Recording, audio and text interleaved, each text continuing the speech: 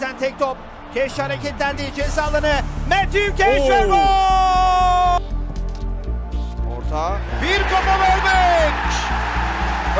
İlk topu çaresiz bırakıyor. Martin Ødegaard. Kiko Femenya yaptı ortasını. Kafa topu ağlarda. Emmanuel Deniz. El bir kalktı. Werner dışarıya. Rüdiger'e 3 oldu.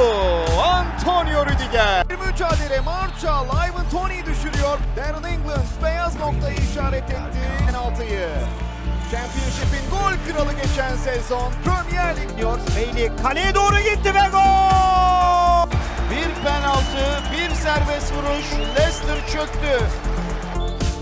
Ødegaard doğrudan kaleye harika diş bir frikik. Yumrukları gelişine Naby Keita! City'den sağ iyi pas. Gol pozisyonu ve top filelerde. Teemu Pukki. Bob'un bıraktığı yere.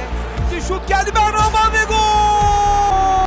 Mbeumo içeride. Tony ortasını yaptı. Mbeumo 2 oldu. Bekle sanıyorum. Luka'da gitti.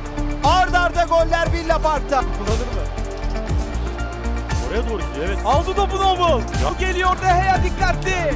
Noble vurdu De Gea. David De Gea izin vermiyor. Doğru pas, son çizgi, yerden içeriye ve gol geliyor. Sarın golü. Leicester orta geldi, bir kafa ve gol! Endidi ama bu gol de iptal. Şık girdi ceza sahasına. Arka direk Kelemans ve gol! Jamie Vardy. Oynuyor. Aldı topu Lingard. Lingard vurdu gol! Leon Bailey. Ceza alanında Bailey ve gol! Kullanıyor. Orta geldi, kafa! Dönen top Sadio Mane! Ve Pocansı King vuruyor. Krul'dan sekiyor tamamlayan İsmail Asar. Kafa. El Atwell varı dinleyecek. Yana karşı karşıyalar. Mbappé geldi. Mbappé! Smikas. Nike yükseldi. Arkada Muhammed Salah! Yaptı ortayı. Bir kafa ve gol! Gol geçerli değil.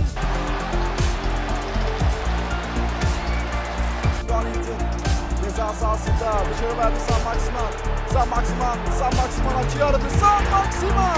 Köşe vuruşları Chelsea'den. O yaptı ortasını. Kafa ve gol geldi. Thiago Konuk ediyor.